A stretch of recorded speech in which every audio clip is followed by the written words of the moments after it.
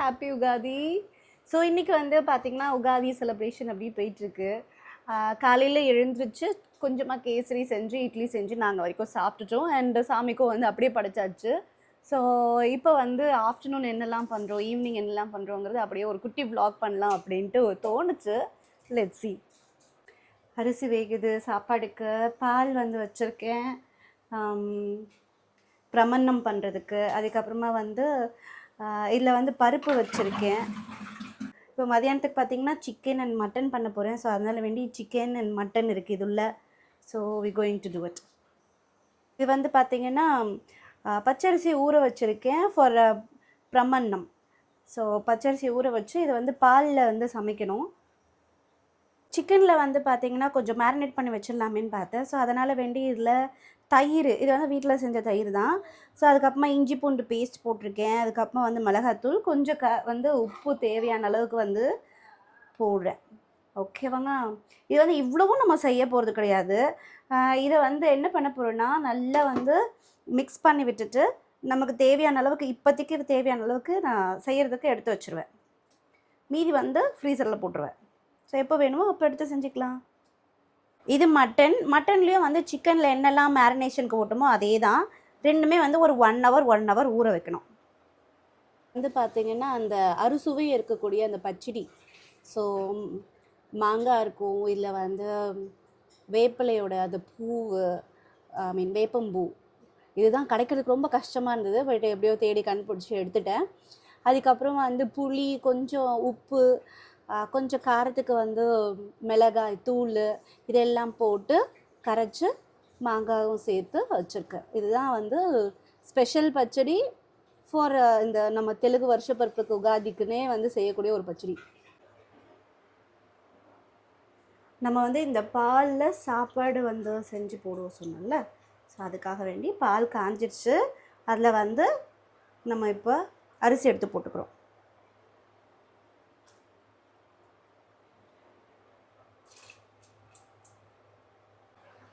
Actually என்னென்னா, இப்போ நான் வெல்லம் போட்டு லைட்டாக தண்ணி ஊற்றி கரைக்கிறேன், ஹீட் பண்ணுறேன். இதில் வந்து பார்த்திங்கன்னா அடியில் அந்த மண் ஏதாவது இருந்தது, குப்பை ஏதாவது இருந்ததுன்னா வந்துடும். அதுக்காக வேண்டி கரைக்கிறது. இது வந்து 2 டிஷ்ஷுக்கு. ஒரு டிஷ் வந்து நம்ம பிரமன்னம் பண்ணுறோம்ல இதுக்கு. இது எப்படி இருக்குன்னா கிட்டத்தட்ட வந்து நம்ம அரிசி பால் பாயாசத்துக்கும் பொங்கலுக்கும் நடுவில் இருக்கும். ஸோ அந்த மாதிரியான ஒரு டிஷ்ஷு தான் பிரமன்னம். இன்னொரு டிஷ்ஷு வந்து பார்த்திங்கன்னா சுழியம் இருக்குல்ல, நம்ம சுழியம் செய்யறதுக்காக வேண்டி இதை வந்து நான் ரெடி பண்ணியிருக்கேன். ஸோ வெல்லம் வந்து பார்த்திங்கன்னா கரைச்சி வடிகட்டி தண்ணி எடுத்து வச்சுட்டேன். இது பார்த்திங்களா, பருப்பு போட்டு கொஞ்சம் வந்து வெள்ளைப்பாக சேர்த்து கொதிக்க வைக்கிறேன் நம்ம சுழியத்துக்காக. இதை வந்து சுண்டி வரணும். சுண்டி வந்துடுச்சுன்னா நம்ம வந்து ஆஃப் பண்ணிடலாம். ஸோ இதில் வந்து காய்ச்சி வச்சுருக்க வெள்ளைப்பாகு அப்படி இதில் ஊற்றுறோம். ரைஸ் ரெடி ஆயிடுச்சு.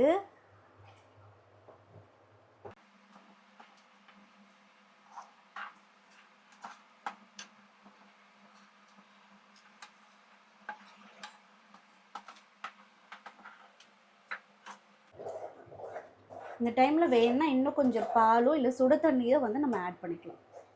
இன்னும் கொஞ்சம் வந்து இது ஊற்றுற பதத்தில் வேணும். இது பார்த்திங்களா, இந்த கன்சிஸ்டன்சி வந்த பிறகு ஒரு பிஞ்ச் வந்து சால்ட் போட்டுக்கோங்க, எந்த ஒரு ஸ்வீட்டாக இருந்தாலும். அதுக்கப்புறமா ஏலக்காய் பொடி,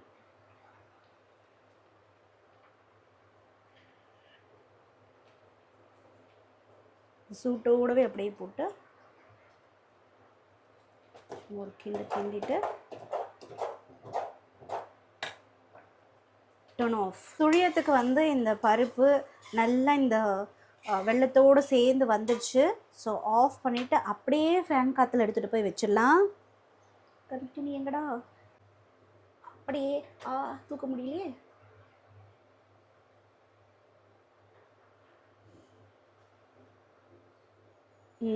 வெற்றிகரமாக தூக்கிட்டேன். அப்படியே போய் ஃபேன் காற்று கீழே வச்சிடலாம். எல்லாம் ஆறட்டும். நாம் வந்து இந்த சுழியத்துக்கு வந்து ஆற வச்சுருக்கோம்ல, அதில் ஏலக்காய் தூள் பண்ணது கொஞ்சம், அதுக்கப்புறமா வந்து தேங்காய் துருவல். இது சேர்க்கணும்னு அவசியம் இல்லை தேங்காய் துருவல், பட் கூடுதலாக டேஸ்ட் கொடுக்கும். அப்படி விட்டு கிளறி அப்படியே வெறுமனே சாப்பிட்லாம். அதை அவ்வளோ நல்லாயிருக்கும். நான் சின்ன வயசில் இதெல்லாம் வந்து செஞ்சாங்கன்னா வீட்டில் இதுவும் சரி, இந்த அதிரச மாவு கலருவாங்களே, இதெல்லாம் ஒரு தட்டில் வாங்கிட்டு போய் தனியாக உட்காந்து சாப்பிட்ருவேன். செஞ்சாங்கன்னா வெக்க இல்லாமல் கேட்டு வாங்கி சாப்பிட்றது தான், ஆனால் செய்ய தான் மாட்டேங்கிறாங்க. மட்டன் கிரேவிக்கு கொஞ்சம் வந்து மசாலா அரைக்கணும். ஸோ 1லேருந்து 1.5 ஸ்பூன் அளவுக்கு தனியாக எடுத்திருக்கேன். இது கூடவே ஒரு 4 லவங்கம் எடுத்துக்கலாம். லவங்கம், கிராம்பு, அதுக்கப்புறம் பட்டை, ஏலக்காய் ஒரு 3லேருந்து 4,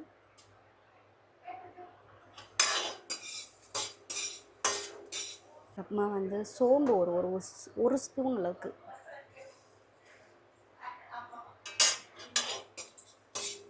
அதுக்கப்புறமா சீரகம் 1 ஸ்பூன் அளவுக்கு, ஒரு 6-7 முந்திரி, மிளகாய் ஒரு 4, அதுக்கப்புறமா தேங்காய் நான் ஒரு கை நிறைய சேர்த்துருக்கேன்.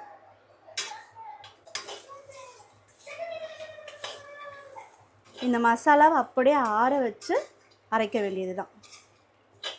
இப்போ வந்து நம்ம சிக்கன் தொக்கு தான் செய்ய போகிறோம். இதுக்கு வந்து எப்போவுமே வந்து எந்த நான்வெஜ்ஜாக இருந்தாலும் ஐ ப்ரிஃபர் நல்லெண்ணெய்.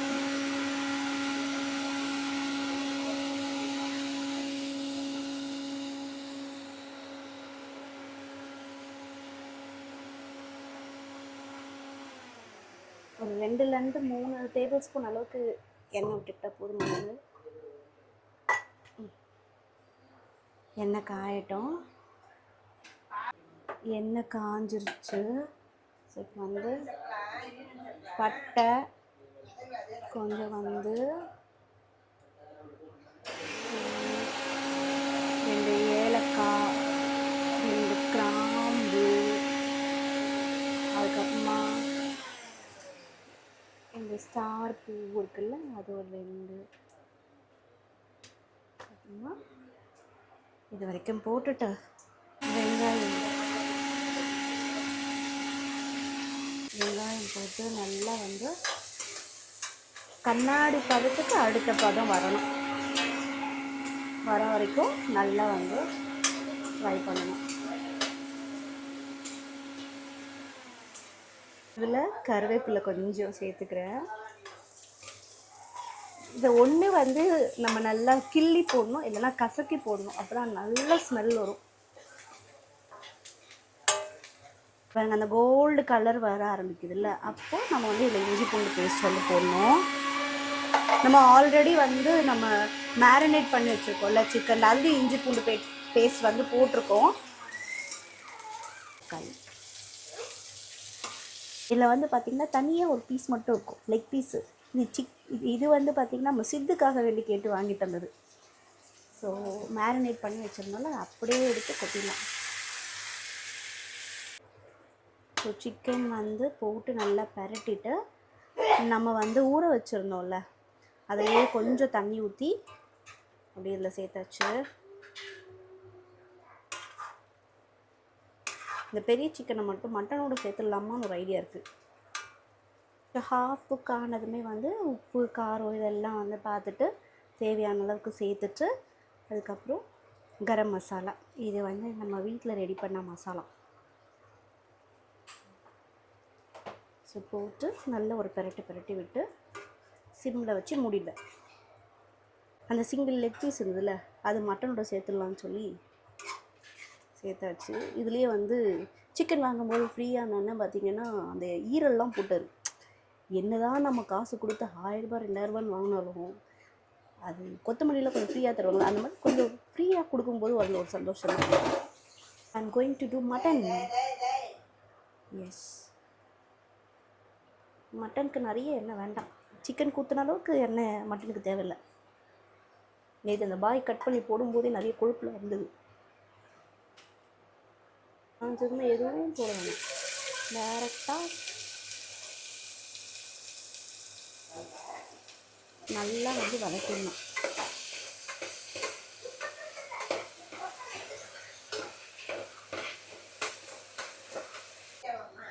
இதில் வந்து ஒரு 4 மிளகா, சாரி 3 மிளகா கீரி போட்டிருக்கேன்.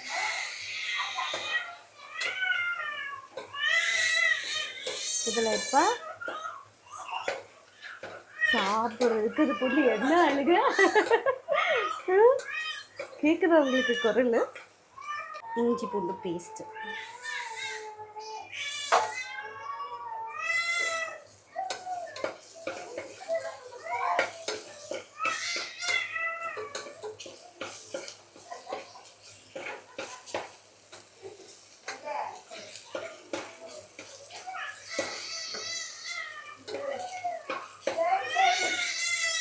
முடியலையா உங்களால்? மம்மி வரட்டா?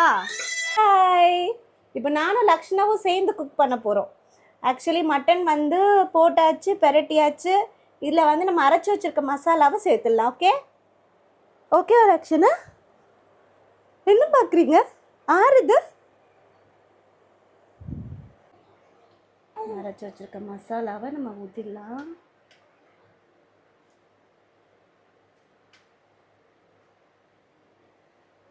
கொஞ்சமாக அதில் தண்ணி விட்டுக்கணுமா?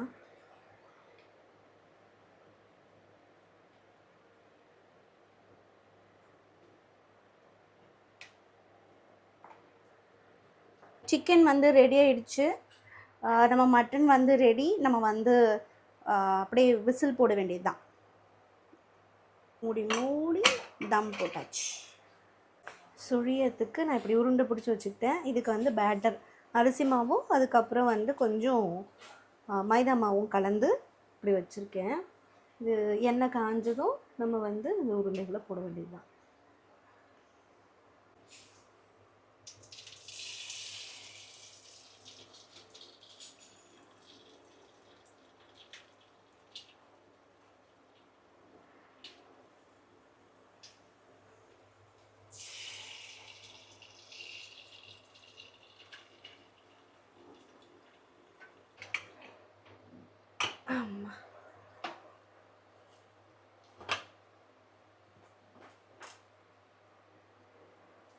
வாவ், மட்டன் ஸ்மெல் ரொம்ப நல்லாயிருக்கு. இல்லை இதுக்கு வந்து ரொம்ப கம்மியாக எண்ணெய் ஊற்றினா போதும் அப்படின்ட்டு மேலே மிதக்குதா பாருங்க. ஆனால் நான் அப்போவே டேஸ்ட் பண்ணேன். இது போட்டு லிட்டு மூடுறதுக்கு முன்னாடியே கொஞ்சம் காரம் மட்டும் தூக்கலாக இருக்குது. சித்தி எப்படி சாப்பிட போகிறான்னு தெரில. இது மட்டும் என்னென்னா வந்து நம்ம யூஸ்வலாக நம்ம தமிழ்நாட்டு ஸ்டைலில் வந்து பண்ணியிருக்கேன், மைதாலாம் சேர்த்து. ஆனால் இது எப்படி பண்ணுவாங்கன்னா, நம்ம தெலுங்கு ஆட்கள் இது வந்து கொஞ்சம் அரிசி மாவு நிறையவும் கொஞ்சமாக உளுத்தம் மாவும் வந்து கலந்து அந்த மாவில் வந்து அந்த உருண்டையை போட்டு எடுத்து சுட்டு எடுப்பாங்க.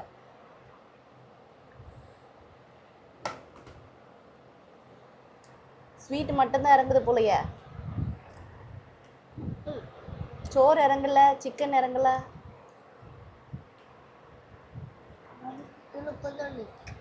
கேசரி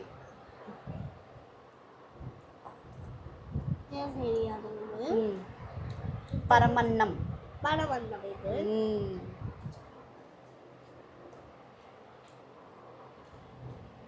இது பச்சடி மாங்கா.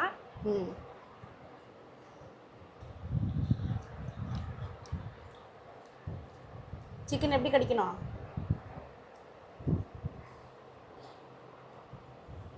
அப்படியேப்பா, யார் அப்படி கடிப்பா?